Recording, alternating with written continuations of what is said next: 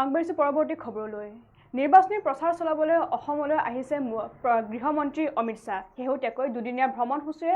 অসমলৈ আহিছে গৃহমন্ত্ৰীগৰাকী কেন্দ্ৰীয় গৃহমন্ত্ৰীগৰাকীয়ে আজি কিছু সময় পূৰ্বে সম্বোধন কৰিছে এখন সংবাদমেল ভুৱা ভাইৰেল ভিডিঅ' সন্দৰ্ভত গৃহমন্ত্ৰীগৰাকীয়ে আগবঢ়াইছে নিজৰ স্পষ্টীকৰণ বিজেপিয়ে এছটি এছচি আৰু ওবিচি পূৰ্ণৰূপে সমৰ্থন কৰে আনহাতে ওবিচি এছটি এছচিক আমি ন্যায় প্ৰদান কৰিম সংবাদমেলত এই মন্তব্য কৰে গৃহমন্ত্ৰীগৰাকীয়ে এই বিষয় সন্দৰ্ভত জনাই যাম সবিশেষ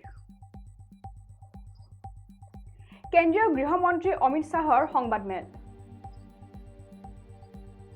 ভুৱা ভাইৰেল ভিডিঅ' সন্দৰ্ভত গৃহমন্ত্ৰীগৰাকীৰ আগবঢ়াইছে স্পষ্টীকৰণ বিজেপিয়ে এছটি এছচি আৰু ওবিচিৰ সমৰ্থক ওবিচি এছটি এছচিক আমি ন্যায় প্ৰদান কৰিম ধৰ্মৰ ওপৰত সংৰক্ষণ সমাপ্ত হ'ব লাগিব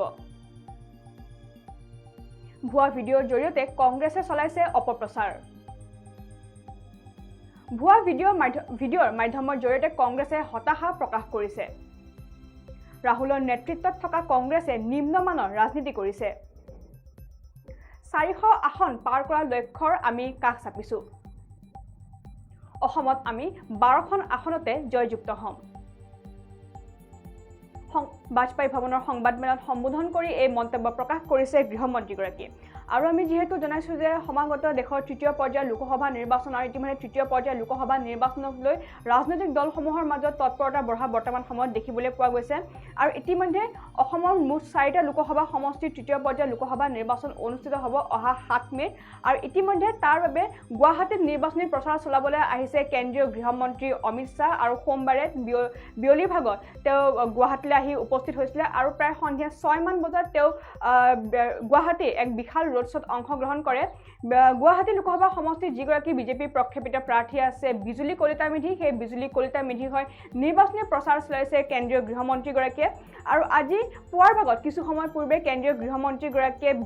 বাজপেয়ী ভৱনত এখন সংবাদমেল অনুষ্ঠিত কৰে আৰু সংবাদমেলত কেতবোৰ গুৰুত্বপূৰ্ণ মন্তব্য উত্থাপন কৰিছে গৃহমন্ত্ৰীগৰাকীয়ে বিশেষকৈ যি বিগত কিছুদিনৰ পৰা যি গৃহমন্ত্ৰীগৰাকীৰ যি ভুৱা যি ভাইৰেল ভিডিঅ' উন্মোচন হৈছিলে সেই ভিডিঅ' সন্দৰ্ভত তেওঁ কেতবোৰ গুৰুত্বপূৰ্ণ মন্তব্য উত্থাপন কৰা দেখিবলৈ পোৱা গৈছে আৰু সেই ভুৱা ভাইৰেল ভিডিঅ' সন্দৰ্ভত নিজৰ সংবাদমেলৰ জৰিয়তে নিজৰ স্পষ্টীকৰণ আগবঢ়াইছে গৃহমন্ত্ৰীগৰাকীয়ে আৰু তেওঁ উল্লেখ কৰিছে যে বিজেপি চৰকাৰে অৰ্থাৎ ভাৰতীয় জনতা পাৰ্টি এই চৰকাৰখনে এছটি এছচি আৰু ওবিচি পূৰ্ণৰূপে পূৰ্বৰ পৰা বৰ্তমান সময়লৈকে সমৰ্থন কৰি আহিছে আনহাতে তেওঁ উল্লেখ কৰিছে যে ওবিচি এছটি এছচিক আমি ন্যায় প্ৰদান কৰিম অৰ্থাৎ এই যিসকল নিম্ন শ্ৰেণীৰ যিসকল লোকসকল আছে অৰ্থাৎ যি ওবিচি এছটি আৰু এছচি যিসকল লোক আছে সেই লোকসকলক আমি শীঘ্ৰে ন্যায় প্ৰদান কৰিম বুলি ইতিমধ্যে তেওঁ মন্তব্য উত্থাপন কৰা দেখিবলৈ পোৱা গৈছে আনহাতে ধৰ্মৰ ওপৰত সংৰক্ষণ সমাপ্ত হ'ব লাগিব অৰ্থাৎ ধৰ্মৰ ওপৰত যিসমূহ সংৰক্ষণ চলি আছে সেই সংৰক্ষণসমূহ শীঘ্ৰে সমাপ্ত কৰিব লাগিব বুলি ইতিমধ্যে তেওঁ স্পষ্টভাৱে সদৰি কৰা দেখিবলৈ পোৱা গৈছে লগতে তেওঁ কংগ্ৰেছৰ অৰ্থাৎ বিৰোধী সম্পৰ্কতো কেতবোৰ গুৰুত্বপূৰ্ণ মন্তব্য উত্থাপন কৰা দেখিবলৈ পোৱা গৈছে যিহেতু তেলেংগানাৰ মুখ্যমন্ত্ৰী ৰেৱন্ত ৰেড্ডিয়ে গৃহমন্ত্ৰীগৰাকীৰ যি ভাইৰেল ভিডিঅ' আছে সেই ভাইৰেল ভিডিঅ' প্ৰকাশ কৰিছিলে আৰু সেই ভাইৰেল ভিডিঅ' সন্দৰ্ভতে কংগ্ৰেছক তীব্ৰভাৱে কটাক্ষ সংবাদমেলৰ জৰিয়তে কংগ্ৰেছক তীব্ৰভাৱে কটাক্ষ কৰিছে গৃহমন্ত্ৰীগৰাকীয়ে আৰু তেওঁ স্পষ্টভাৱে উল্লেখ কৰিছে যে ভুৱা ভিডিঅ'ৰ জৰিয়তে কংগ্ৰেছে এই অপপ্ৰচাৰ চলাইছে অৰ্থাৎ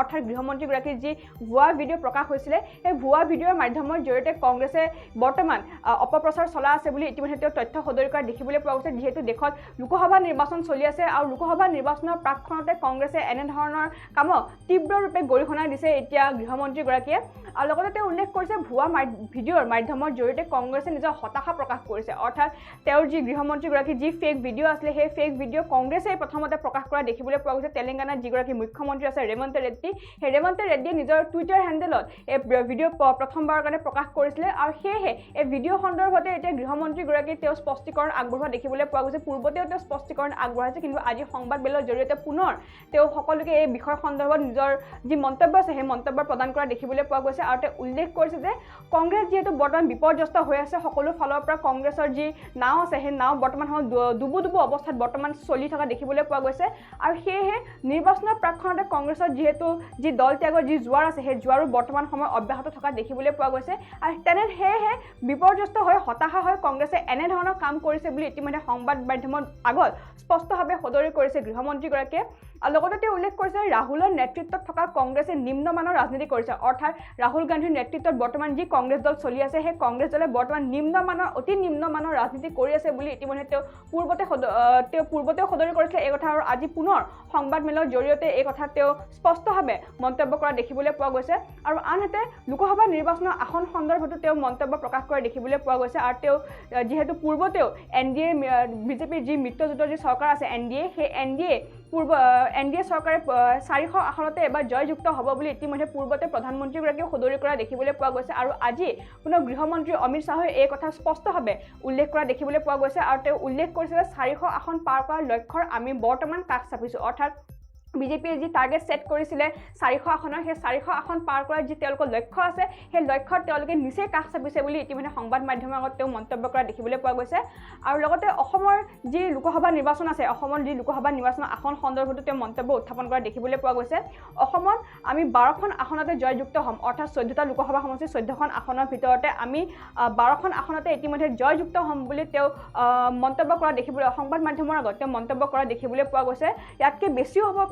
বেছিও হ'ব পাৰে বুলি তেওঁ মন্তব্য কৰিছে কিন্তু এটা নিৰ্দিষ্ট সংখ্যা তেওঁ বৰ্তমান বান্ধি দিয়া দেখিবলৈ পোৱা গৈছে আৰু সেই নিৰ্দিষ্ট সংখ্যাটোৱে হৈছে 12খন আসন তেওঁলোকে অৰ্থাৎ বিজেপি চৰকাৰে এবাৰ 12খন আসনতে অসমত লোকসভা নিৰ্বাচনত জয়যুক্ত হ'ব বুলি ইতিমধ্যে সংবাদ মাধ্যমৰ আগত স্পষ্টভাৱে সদৰি কৰিছে গৃহমন্ত্ৰীগৰাকীয়ে আৰু এই বিষয়ৰ সন্দৰ্ভত বাজপেয়ী ভৱনত কেন্দ্ৰীয় গৃহমন্ত্ৰীগৰাকীয়ে কি মন্তব্য প্ৰদান কৰিছে সেয়া আমি আপোনালোকলৈ আগবঢ়াইছোঁ पार्टी एक झूठ फैलाकर जनता के बीच में भ्रांति पैदा करना चाहती है। मैं ये बात स्पष्ट कर देना चाहता हूं